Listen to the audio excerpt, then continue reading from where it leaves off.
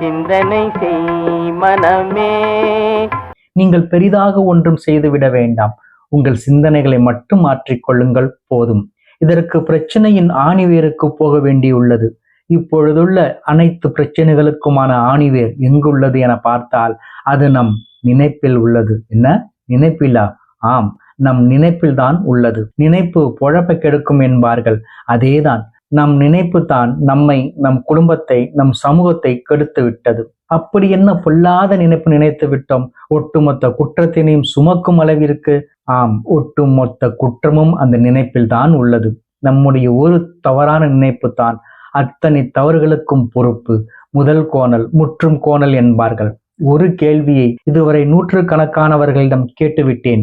உங்களிடமும் கேட்கின்றேன். உங்களால் சரியான பதிலை சொல்ல முடியுமா? ஒரே ஒரு கேள்விதான், மற்றதை பிறகு பார்த்து கொள்ளலாம். முதலில் ஒரே ஒரு கேள்விக்கு பதில் சொல்ல முடியுமா?